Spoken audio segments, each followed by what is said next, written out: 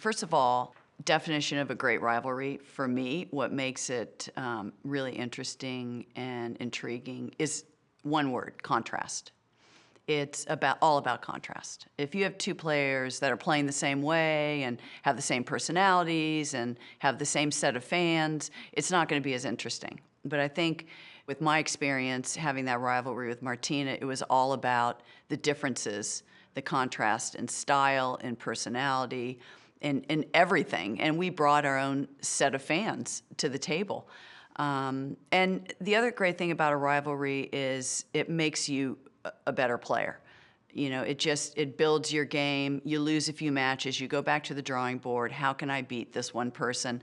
And you find a way. You find a way, whether it's training or whether it's psychological, to get the edge.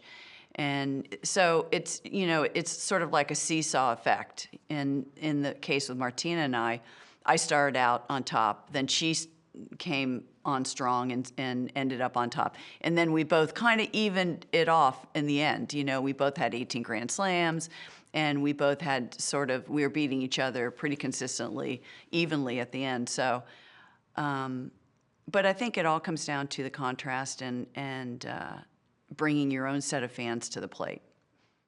With all due respect, most of the opponents that I played, I had a winning record against. So, and I don't mean to sound like conceited when I say that, but so I think that with Martina, it was a different story. You know, with Martina, I had lost to her many, many times. I respected her game. She had the type of game that overpowered me. And so all my antennas are up when I played Martina. And my alert level was higher than ever. My awareness level was higher than ever. And I put pressure on myself that I knew that I had to be in top gear and I had to bring out my A game every time I stepped out on the court with Martina. And I knew also there would be excitement and drama in our matches. And I knew also that the crowd, their senses, you know, would be aroused, and that they were really excited about the prospect of seeing a Martina-Chrissy match. Our rivalry, I believe, was 80 matches, if I'm not mistaken, because I'm so bad with numbers and my career stats. I'm so bad, but I do know that. No, I'm pretty sure that we played 80 times, and probably in the middle of that, probably around 40-ish. You know, it had really built up, and it was getting a lot of press, and it was getting a lot of attention. I think it got a lot of outside attention before I really realized that something big was happening in the game of tennis, and especially women's tennis. And we were building something that was really special, because I'm so tunnel vision, you know, I can play somebody 100 times and not know that it's special. But I think in the middle of our career, because we both had changed our games a little bit. We both had gone through phases where she was number one and I was number two, and then I was number one and she was number two. So it took a few years. It took probably maybe 7 or 8 years for me to realize that something special was happening in the women's game. In the beginning, it was hard for me to be friends with Martina, because in the beginning of our rivalry, of our career, I was beating her. And then I was playing doubles with her. And we were practicing together, we were playing doubles together, and I think she got a little too familiar with my tennis game, and she started beating me. And I didn't like that. You know, that was me. That was my competitive Chrissy.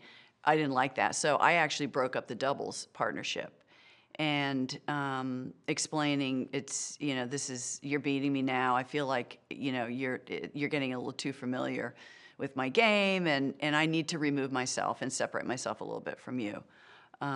So I did that, and that was in my early 20s. So from then on, there was like 5 or 6 kind of hairy years where we really weren't good friends. You know, she had her camp, I had my camp. I remember she had Nancy Lieberman as her coach, and Nancy basically said, "You have to hate Chris because she's beating you. You have to hate her." And so she sort of went into her own isolation of me. And, you know, it wasn't the best atmosphere. But it all came together, I think, the last 5 years that we competed. You know, when I was in my late 20s until I was 34, we came around to really getting that respect. I had her back, she had my back. We acknowledge each other's record and what we had done for the game of tennis, and there was a real camaraderie there. I think we became more mature also when you're in your late 20s, early 30s. I think you realize, you become secure enough with yourself that you realize it's not affecting, you know, your individual legacy. If anything, it's adding to it, and it's a legacy in itself. And once I had gotten to that point, we formed a great friendship, and even to this day, we're even closer than we were when we were competing. Martina dominated me. She won at one point 13 matches in a row over 2.5 years. And during those 13 matches, I would walk on the court knowing that I was going to lose to her. And it's not exactly an attitude that I care to admit right now, but she was so good. And she had gotten herself into shape, and you know, that left-handed serve was giving everybody fits. It was the greatest serve so far in the history of tennis. She was just streamlined into a wonderful, wonderful athlete as well as tennis player. And mentally, she had improved. So at that point, I think right in the middle of that, I decided, well, if you can't beat him, join him. So I went into the gym, and I started doing weights, and I started trying to really improve my fitness and trying to put a little more juice on my first serve, and coming in, you know, I learned how to come into the net a little bit more and try to get confidence in my volleys. And I did. I wouldn't say I changed my game, but I tweaked it to the extent where that helped me in that 14th match when I did beat her in Miami, and then went on to beat her at 2 French Opens, you know. So what I did was, I did improve my serve, I did improve my fitness, my moving, and I came into the net more. So she made me a better player, and I don't know if anybody else would have done that.